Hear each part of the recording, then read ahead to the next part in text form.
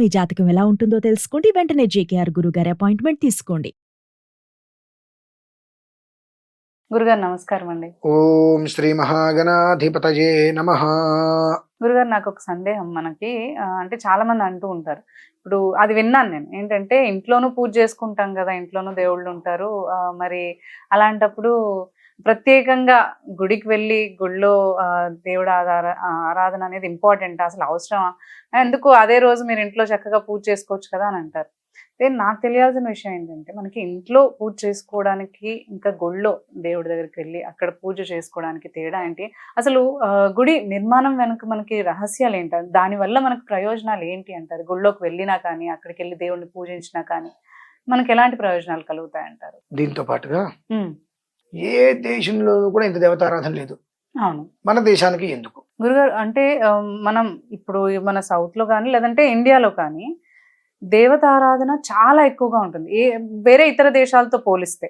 ఎందుకు అంత ఎక్కువగా ఉంది, ఎందుకు అంత ప్రాధాన్యత ఇస్తాం మనం అసలు? ఇప్పుడు ఇది జాగ్రత్తగా వినండి. దేహో దేవాలయ ప్రోక్తో జీవో దేవ సనాతన త్యజేతు అజ్ఞాన నిర్మాల్యం సోహం భావేన పూజయేతు. అన్నిట్లకన్నా దేహాన్నే దేవాలయంగా మనం భావించుకోవాలి. దేహమే దేవాలయం, దేహాన్ని దేవాలయంగా భావించుకోవాలి. భగవంతుడు నేను ఒకటిగా నేను భావించుకొని అర్చన చేస్తూ ఉంటాం. ఇది మామూలుగా అసలు అర్చన విధానం. మీరు అడిగింది ఒకటి. ఫస్ట్, ఇంట్లో చేసేటువంటి అర్చనకి దేవాలయంలో చేసేటువంటి అర్చనకి తేడా ఏమిటి? ఇంట్లోనూ కూడా దేవుడే, దేవాలయంలో కూడా దేవుడే. ఇది ఒక రకంగా లక్షలాది మంది వ్యూవర్స్కి, భక్తులకి తెలుసుకోవాల్సిన విషయం. నెలకి ఒకసారి ఆడవాళ్ళు బయట ఉంటారు. బయట ఉన్నప్పుడు గుళ్ళలోకి అయితే వెళ్ళరు కదా, వెళ్తారా? ఇంట్లో మనిషి చనిపోతారు, ఆ 12 రోజులు గుళ్ళోకి వెళ్తారా? ఎందుకని వెళ్ళొద్దు అంటారు? 12 రోజులు గుళ్ళోకి వెళ్ళరు. సో దీనికి గుడి అంతే పవిత్రత అని అంటాం. అంటే మన ఇల్లు పవిత్రం కదా. ఇక్కడ విషయం ఏంటంటే అమ్మా, ఇంటికి ఆలయానికి చాలా తేడా ఉంటుంది. మనకి ఇంట్లో దేవుడు లేడు అని కాదు కదా, గుళ్ళోకి ఎందుకు వెళ్ళాలి? 4 గదుల మధ్యలో ఆయన్ని కూర్చొండబెట్టారు. మనం పూజ చేస్తుంటే ఆయన నుంచి మనకు అనుగ్రహం వస్తూ ఉంటుంది. ఆలయంలోనే ఎందుకు చెయ్యాలంటానికి మూలం ఏంటంటే, ఇంట్లో ఉండేటువంటి దేవత విధానం ఒకటి ఇంటి సరోవరం, ఆ ఇంటి విధానానికి మాత్రమే అనుసరిస్తుంది. కానీ బయటున్నా ఏం జరిగినా మనం తిరిగేది ఉండేది ఆ ఇంట్లోనే. కానీ అందుకనే నిత్య ఆరాధన ఇంట్లో చేసుకుంటాం. నైమిత్తిక ఆరాధన అంటే దేవాలయానికి వెళ్తాం. వారానికి ఒకసారి సోమవారమును, మంగళవారమును, శనివారమును దేవాలయానికి మనం ఎందుకు వెళ్తాము అంటే, గృహమునందు మాకు దేవత ఉన్నప్పటికీ కూడా మనకు జరిగేటువంటి కొన్ని చిన్న చిన్న ఇబ్బందులకి అదంతా కూడా అశుచి అనేటువంటిది అయిపోతుంది. కాబట్టి ఎంత దాన్ని శుద్ధి చేద్దామనుకున్నా ప్రతి నెల అది అవుతూనే ఉంటుంది. ప్రతి నెల ఇల్లు అనేటువంటి అశుచికి గురవుతూనే ఉంటుంది. ప్రతి నెల మనం ఆవు పంచకం తీసుకొచ్చో, గోమూత్రం తీసుకొచ్చో, పసుపు నీళ్ళతో శుద్ధి చేసుకున్నా అది ఆగదు కదా. దూరంగా ఉన్నప్పుడు విడిగా ఇతపూర్వంలాగా పాత రోజుల్లో లాగా విడిగా వెళ్ళి మనం ఉండలేము. కాబట్టి అది ఒక విధానానికి మాత్రమే పరిమితం. అపరిమితమైనటువంటిది అనేక విధానాలుగా అనుసంధానమైనటువంటిది దేవాలయం. అది ఊరు మొత్తాన్ని కూడా కాపాడుతుంది. ఏ పరిస్థితుల్లో కూడా ఏ మనిషి దూరంగా ఉన్నా గుడికి రారు. అంటే దాని పవిత్రత ఎప్పుడు ఎక్కడికి ఏ రకంగానూ కూడా పోదు, వీర్యమైపోదు. ఎప్పుడు కూడా వృద్ధి అనేటువంటిది చెందుతూనే ఉంటుంది దేవాలయ పవిత్రత. ఆ భగవంతుడి దగ్గరికి వెళ్ళి మనం ఏం కోరుకోవాలి? రకరకాలు కోరుకుంటూ ఉంటాం. మానవ జన్మ పరమ దుర్లభమైనటువంటిది. ఈ జన్మ నాకు ఇచ్చావు, కానీ నా స్వార్థం కోసము, నా జీవితం కోసము ఏదో రకంగా నేను నలుగురిని ఇబ్బంది పెట్టేశా.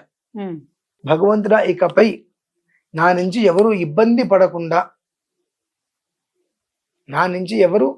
పడకుండా, నేను ఎవరిని ఇబ్బంది పెట్టకుండా నన్ను గమనిస్తూ కాపాడు అనేటువంటి ఒక కోరికకే గుడికి వెళ్ళాలమ్మా మనం. ఆయన స్థానువై ఉంటాడు. ఇంట్లో మనం రోజు దీపారాధన మాత్రమే చేస్తాం, అంతకు మించి ఏం చేయలేం. నిత్య విధానం అది. నైమిత్తికంలో దేవాలయంలో ప్రతిరోజు చేసేటువంటి అర్చనకి ఏదైతే కనుక అక్కడ చక్రం యంత్రం స్థాపన చేస్తారో ఉమ్, దాని నుంచి వచ్చేటువంటి ఒక శక్తి ఉమ్, ఆ యంత్రం నుంచి ఆ మూర్తి నాభిస్థానానికి, ఆ నాభిస్థానానికి ఎదురుకుండానే శివాలయం అయితే నంది, వైష్ణవాలయం అయితే గరుడ పక్షి గరుత్మంతుడు, ఆంజనేయ స్వామి ఆలయం అయితే ఒంటె, ఆ నాభిస్థానానికి ఎదురుకుండా ఉంటాయమ్మా. ఉమ్, ఉమ్, జీవనాడి ఉమ్, ఉమ్, ఓంకారం అనేటువంటి ప్రాణబీజం ఎలా అయితే ఉంటుందో ఉమ్, మనకు జీవనాడి ప్రాణబీజం ఆ నాభిస్థానం నుంచి ఉంటుంది. అలాగే అక్కడి నుంచి అలా పైకి వెళ్ళి కంచి పైన కలశం ఉంటుంది, శిఖరం గోపురానికి. ఉమ్, ఆ శిఖరానికి శక్తి చేరుతుందమ్మా. ఉమ్, ఆ శిఖరానికి చేరినటువంటి శక్తి ధ్వజస్తంభం దగ్గరికి వెళ్తుంది. ఉమ్. ఆ ధ్వజస్తంభం నుంచి మళ్ళీ కిందకి వెళ్ళి ఆ కింద నుంచి మళ్ళీ సర్క్యులేషన్ అన్నమాట. ఓకే.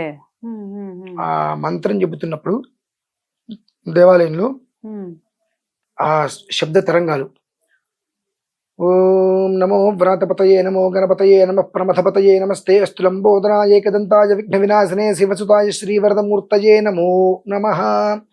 ఓం నమో హిరణ్యబాహవే హిరణ్యవర్ణాయ హిరణ్యరూపాయ హిరణ్యపతయే అంబికాపతయ ఉమాపతయే పశుపతయే నమో నమః అనుకుంటూ ఆ మంత్రం రోజు కొన్ని వందల వేల సార్లు దేవాలయంలో ఆ ఉచ్చరిస్తూ ఉంటారు. కాబట్టి ఉచ్చరించేటువంటి ఆ శబ్ద తరంగాలన్నీ కూడా మైక్రోసాఫ్ట్ అనేటువంటి ఒక కంప్యూటర్లు అంటుంటాయి కదా, అవును గురుగారు. అవి తీసుకెళ్ళి మీరు పరిశీలిస్తే అవి అక్కడి వరకు ఎందుకు.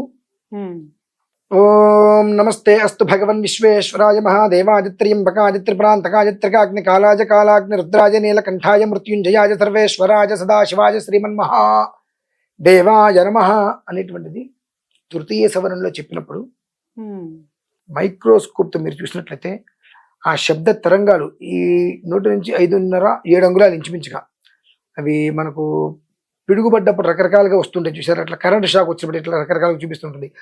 ఆ ఒక్క విధానంలో గోధుమ వర్ణము, తర్వాత లైట్ బ్లూ, రైటు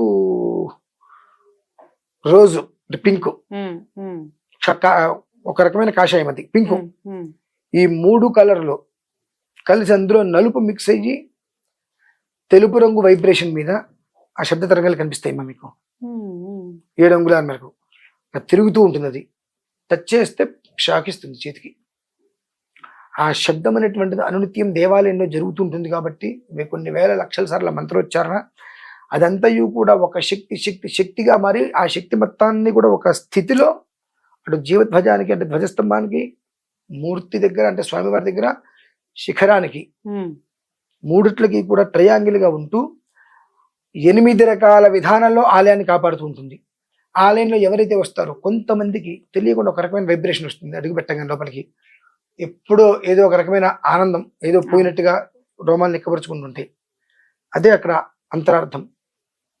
దేవాలయ నిర్మాణానికి మూలం ఏమిటి అంటే ప్రతి ఒక్క మనిషి ఆ ఒక భగవంతుడికి అనుగ్రహంతో సంతోషంగా ఉండాలని చెప్పి కొన్ని రకాలైనటువంటి ఎన్నో రకాల ఆలోచించి నిర్మాణం చేస్తారు. ఉమ్, ఉమ్, ఇకపోతే మరొక విషయం, ఏ దేశంలోనూ కూడా దేవతారాధనలు గుళ్ళు గోపురాలు పెద్దగా లేవు. మనకే ఎందుకు? అవును, అవును, మీ ఇంట్లో దేవుడి గది ప్రత్యేకంగా ఉంటుందిగా, అవును.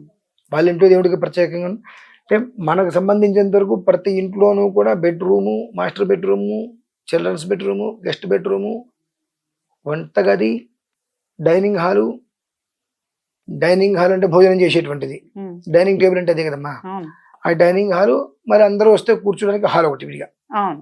లివింగ్ ఏరియా ఉంటాయి. అంటారు, డైనింగ్ హాల్ అంటారు. ఇవి ఎట్లా అయితే ఉంటాయో అలానే ఒక దేవుడి గది ఉంటుంది అవును. ప్రతి ఇంటికి కూడా. అలానే యావత్ ప్రపంచం మొత్తానికి కూడా మన భారతదేశం అనేటువంటిది దేవుడి గది లాంటిది. ఉమ్, ఉమ్, ఉమ్. యావత్ ప్రపంచం మొత్తానికి మన భారతదేశం ప్రతి ఇంటికి దేవుడి గది ఉన్నట్టే ఎంటైర్ భారత్ ప్రపంచానికి ప్రపంచానికి. మన భారతదేశం దేవుడి గది లాంటిది. ఉమ్, ఉమ్. కాబట్టి మనకి ఇక్కడ ఆరాధనలు అర్చనలు కూడా ఎక్కువగా చేస్తుంటారు. జరుగుతూ ఉంటాయి అమ్మా. ఉమ్, ఉమ్. ఇవి ఇక్కడ ఇట్లా జరుగుతున్నాయి కాబట్టి ప్రపంచ దేశాలని కొద్దో గొప్ప క్షేమంగా బాగున్నాయి. చాలా చక్కగా వివరించారు, ధన్యవాదాలండి. గురుగారి మాటల్లోనే చాలా మందికి అంటుంటారు, మూర్ఖంగా మాట్లాడుతూ ఉంటారు. అంటే ఎవరన్నా గుడికి రమ్మని అడిగినప్పుడు కూడా ఇంట్లో కూడా దేవుడే కదా, గుడిలో కూడా దేవుడే కదా, రాపోతే ఏమైందని మాట్లాడుతూ ఉంటారు. సో తెలుసుకోవాల్సిన విషయం ఏంటి అంటే, మనకి ఇంట్లో ఉన్న అదే ఆరాధన అయినా కానీ మనకి గుడిలో కూడా ప్రత్యేకమైన అర్చనలు ఆరాధనలు చేస్తూ ఉంటారు. అండ్ దాని గురించి చాలా చక్కగా మనకి గురుగారు వివరించారు. అంతేకాకుండా మన భారతదేశం ఎందుకంత ప్రత్యేకము దైవారాధనలో, మనమే ఎందుకు అంతగా గుళ్ళలోకి వెళ్ళడం కానీ, అంటే చాలా ప్రాముఖ్యమైన ప్లేసెస్ అన్నీ కూడా మనకి ఈ మన భారతదేశంలోనే ఉన్నాయి. అండ్ దేవార్చన కూడా మనం చాలా ఎక్కువగా మనం భారతదేశం వాళ్ళు చేస్తూ ఉంటారు అనే దానికి కూడా చాలా చక్కగా చెప్పారు. సో మీరు కూడా మీకు ఏమైనా మీ జాతకరీత్యా సందేహాలు ఏమైనా ఉండి గురుగారితో మాట్లాడాలి అని అనుకుంటే, స్క్రీన్ పైన ఉన్న నంబర్స్ని కనుక మీరు సంప్రదించినట్లయితే మీరు గురుగారితో మాట్లాడచ్చు.